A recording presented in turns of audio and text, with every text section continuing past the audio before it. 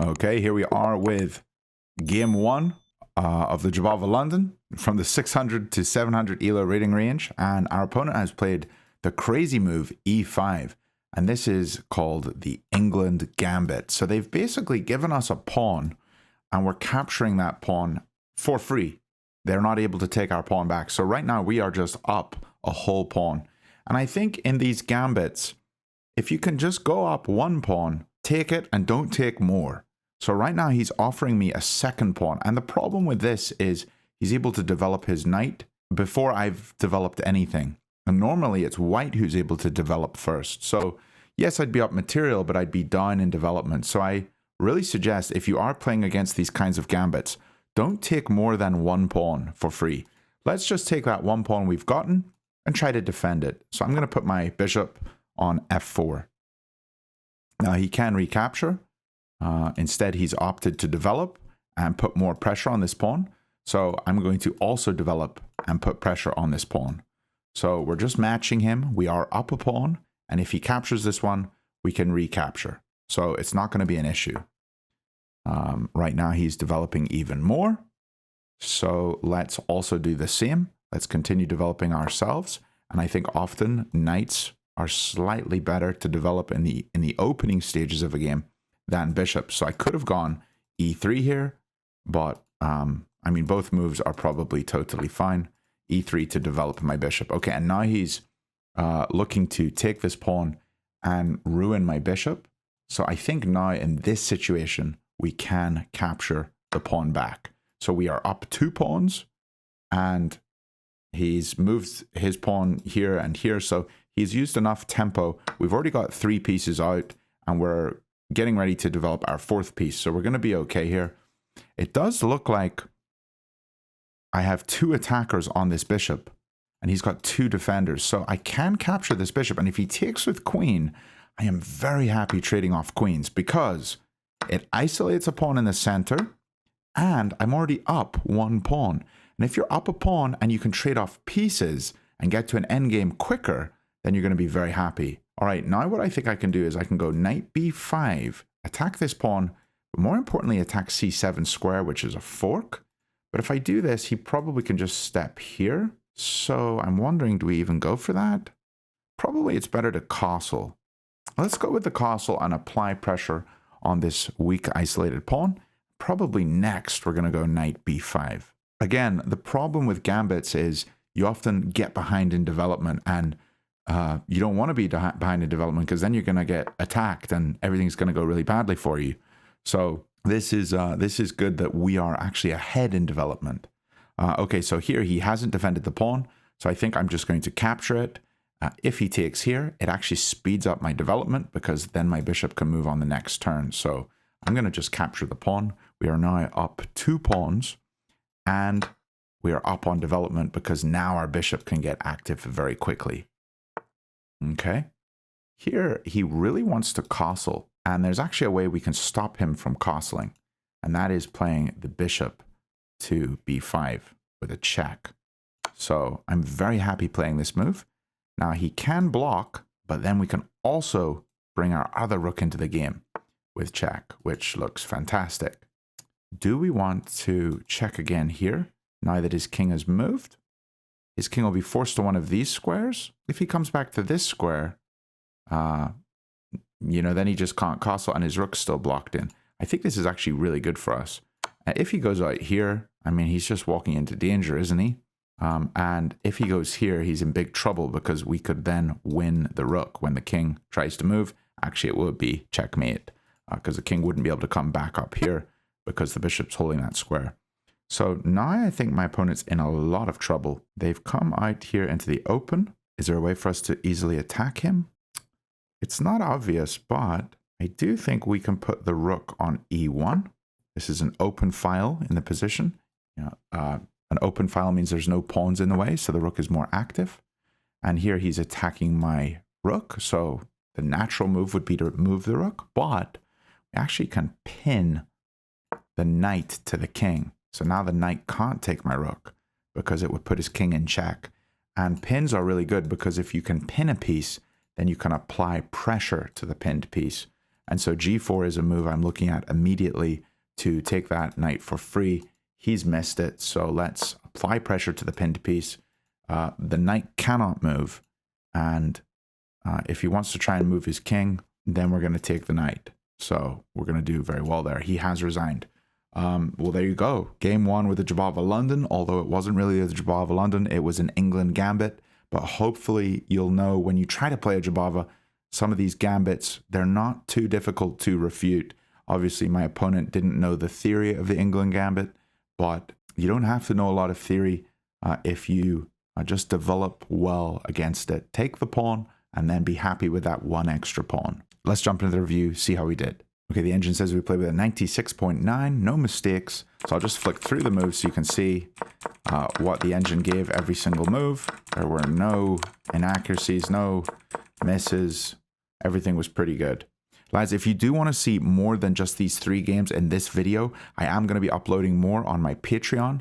So if you do want to check out more in this 600 to 700 rating range, do check that out. Let's jump into game 2. Here we have game 2 with the Jobava London. We're playing d4, and we're going to go knight c3 and bishop f4. This is the starting 3 moves of the Jobava London. Our opponents put a pawn in the center, which is very principled. And now they're playing a sort of French setup. I'm going to put my bishop on f4. And the best move from our opponent is actually bishop b4. Wow, he's played it. So against the early bishop b4, well, maybe this is best, I don't know. But this is one of the best moves. Against the very early bishop, so before developing anything else, before moving any other pawns, if they just play these 2 pawns and develop the bishop, this move is a little off meta, but it is the top engine move, and so that's why I know it. Queen d3. And maybe this is a very helpful one for you guys to remember. You defend that knight, and so when he takes here, he's not allowing you to double these pawns. And we don't want doubled pawns. Nobody really likes having doubled pawns. It can be okay having the Colosseum pawn structure here. And that's what people call it, where you just push this pawn, they take, and then you can, maybe take back with the bishop, and they only have 1 pawn in the center and you have 2. But yeah, this is totally fine for us. Okay, I'm wondering, do we give him a little kick? I think we do. I think this looks good for us. Let's give the bishop a kick. And if he wants to take, we're going to recapture with the queen. And we're looking at this g3 square. Because our queen's on the 3rd rank, we can eye that c7 pawn. And we can also eye that g7 pawn. So both look really good for us. If we go here immediately, he has this annoying move, knight h5. And if we took here, he could take our queen. We take his queen, he takes our rook. So we would not be that happy in that position. So instead, what I'm going to do is just get my other pieces developed. So let's play the move e3 and look to get the bishop onto the d3 square. Okay, he's jumped forwards, quite annoying. We can give him a kick at some point or get the bishop here and take him out. But right now we can't because he's attacking us. So we'll have to move the queen here. What is the best square? Well, we can't come here, here, here, here, and we can't go here. We can't stay where we are. So we really have just 2 options. I was really thinking about the move queen d3, but I don't like going to d3 because that's where my bishop wants to come. So if I want to leave this square available for my bishop, maybe we just need to play the queen to b3, which seems a little odd. It's not on the greatest, most active square, but it might be okay. If I do come to d3, I think I would want to pull back to d1 and then come out this way, which is the side of the board I really want to be on. But what we could do is b3, play the pawn up to c3, and then jump over to c2 and look here with the bishop on this diagonal. So I think what we'll do is play the queen to b3. A little strange, but we'll just go for this. We've got a plan in our minds. We know what we want to get. Play the pawn up, get a triangle sort of pyramid shape here. And that means all our pawns are on dark squares. And our light square bishop is going to be really powerful, and our queen's going to be really powerful, looking down this diagonal. Okay, moving the f-pawn is generally not a good idea because it weakens this diagonal. So if we could get a bishop here and over this way, we'd be feeling pretty happy. Right now, he is looking at this e5 square. And I think you need to really have a think about what your opponent wants. So he really wants to probably push here. We take, they take, and we'd have to move our bishop. So maybe what we should do is try to control this square. So how do we do that? Knight to f3. If he pushes, we take, he takes, and we could take with the knight. So we'd be feeling pretty good there. So we'll put the knight on f3. Now, it looks like we can castle queenside, but we definitely don't want to castle queenside yet because the knight can jump here and fork the rook, which will be on d1 when we castle, and the rook on h1. So we do have to be mindful of that. Probably we'll try to give that knight a kick or just try to remove it before we castle, or maybe even play the bishop to one of these squares and castle short. That's probably going to be okay as well. Okay, he has pushed in the center, so we're going to take here. And now we're going to take here. And if he wants to trade more, that's totally fine. We're just going to accept all those trades. We're up a pawn here. His king is extremely exposed. We can't give a check yet because he's got bishop here. He's got pawn up. So none of that really works for us. Here he is allowing us to take another pawn, but this would be checkmate if we move here and he takes this one. So we have to be very careful about this. Probably a good move here is bishop back to g3. I think this is good because it threatens his queen. He'll probably capture, and we capture with this pawn, which threatens his queen. And this knight's just really powerful and annoying. So I think it's probably a good idea to get rid of it. However, maybe it's better to just play the pawn up to g3. If we go pawn g3, the queen has to move. This is weak, so he has to defend it. So I'll have to go here or here. Probably pawn here, queen here, defending here. And then we can just take here, threatening this, and also defending our bishop. I think this looks fine. I don't see any issues with it. Let's go for the pawn to g3. Okay, and it looks like this is happening. We can defend the bishop and attack the knight. I'm going to go for this move. Okay, and he's just decided to move his queen again. He hasn't defended the knight, so let's take that knight for free. Okay, right now he's hanging this pawn, but if we take, we hang our queen, so we have to be very careful about that. We could also take this pawn. If he takes our bishop, then we win his rook. This is probably one way to play. I think this seems pretty good. Let's go for this. We are just leaving a piece in the middle that can be captured. It's probably not the best chess, but we are getting a little bit of material, so it is fun. Okay, let's keep our bishop. We like this piece, so let's just make sure we don't lose it. And let's pull it back to c3. I don't need to be grabbing any more material. I don't need, two pieces loose here on the same rank. I think I should just try to prioritize getting my king to safety. Okay, he's very dangerous here. This is not good for him. This diagonal looks very weak for him. So if I could get a bishop here, I'd be very happy. But right now he is threatening to jump to f2, so I have to be careful. We could just simply play the pawn up to f4 and stop his threat. Does he have another check? Don't see any, but he does have bishop here, which is quite annoying. I guess we could then trade off bishops. I think I'll play pawn to f4, and maybe just taking on c7 and bishop to c4 looks good. I think that might be the way to proceed here. So he wants to take here with check. I could move the bishop again. Don't really want to. I'd love to just get castled. If I get castled now and he takes the pawn, then we actually can maybe take here, could we? No, doesn't work because the rook would be hanging. I guess we'll play here. The bishop does a good job of defending b2 and e3. So we're okay, but I really should probably castle. Probably taking this pawn was a bit greedy. And now I'm just having to play all of these moves. Trying to get castled is just taking me forever. So I think in this rating range, it's quite easy to play if you can just think about what does my opponent want. It seems like my opponent really wants to, get an attack going, and we're not letting him. Okay, so now he's attacking this c2 pawn. So I think here we just castle, and this is going to be good for us. We finally got our king somewhat safe. Now, queen in here looks dangerous, but I'm not too worried about it. He's attacked here, hitting my bishop, hitting my queen. We have to just make sure we see both of those threats. If we were to just foolishly grab this pawn quickly, thinking we're going to win this rook, he would take our queen and we would be crying.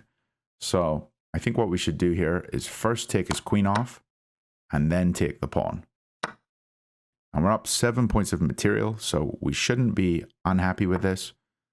He's attacking the bishop.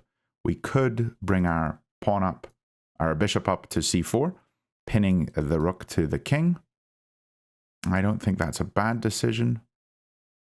We could also just grab this, but then he wins here. It's very interesting, actually. I could also just put the rook on d5, defend my bishop, attack his bishop. There's a lot of probably good moves here. This one looks the most interesting to me. Giving him the bishop, we take the rook. He takes here, and then we just play the pawn up to c3, play safe. We have 2 rooks, and he's got a rook and a bishop, so we'll definitely be winning that.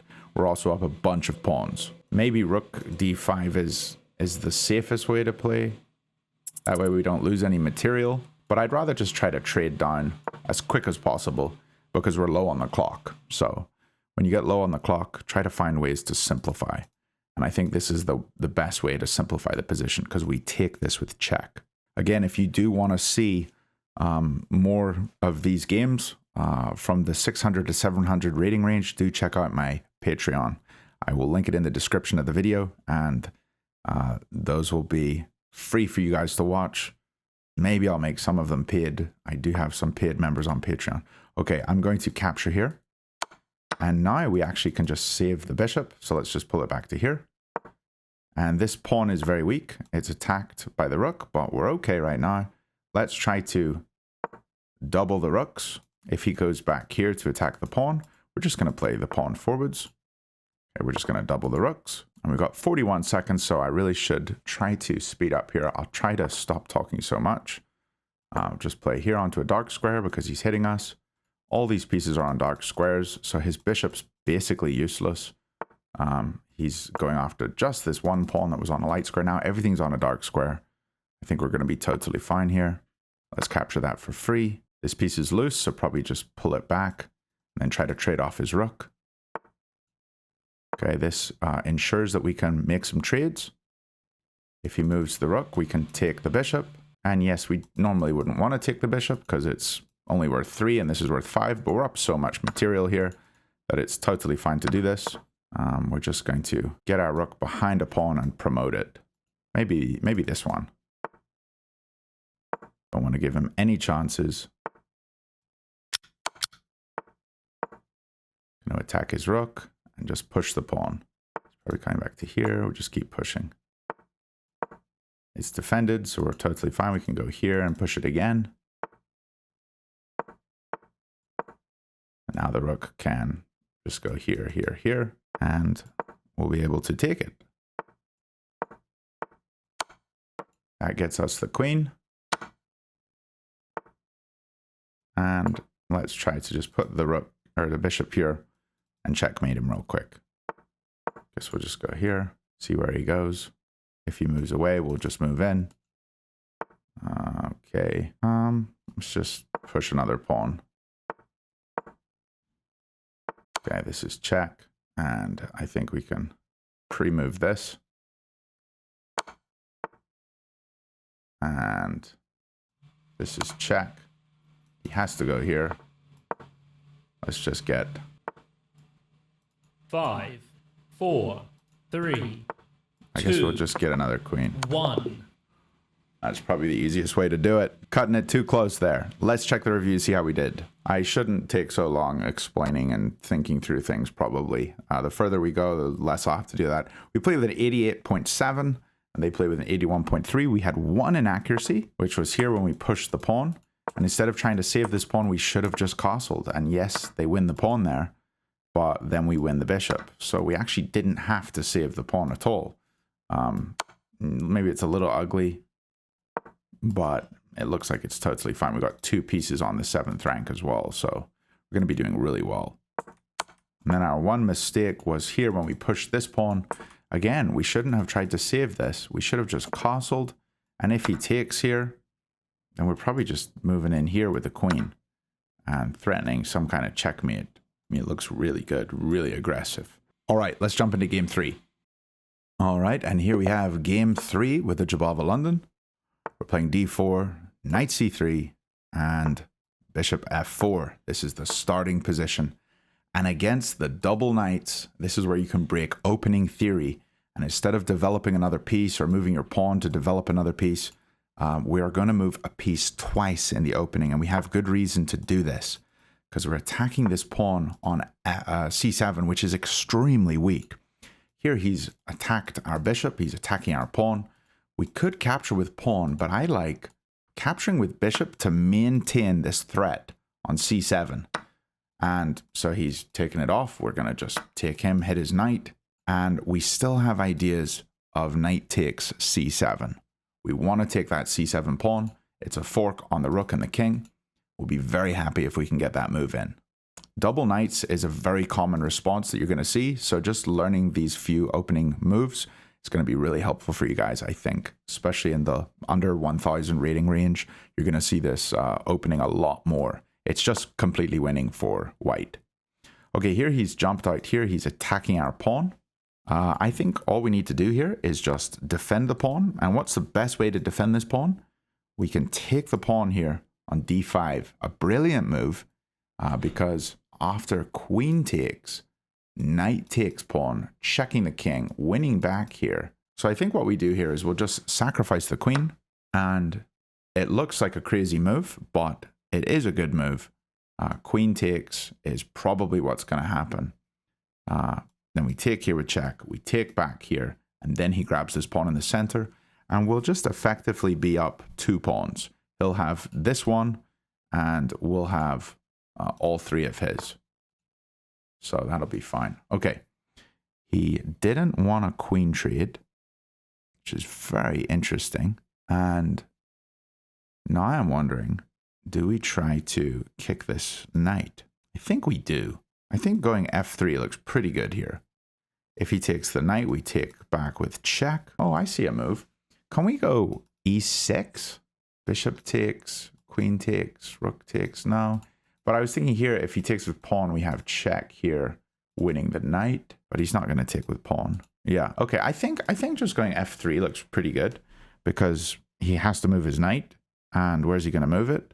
Probably back to this square. Looks a bit weak. Is this a good square? He has a check here. Then we can just play g3. Yeah, I think this is fine. Let's go for this move. Probably next we're going to castle.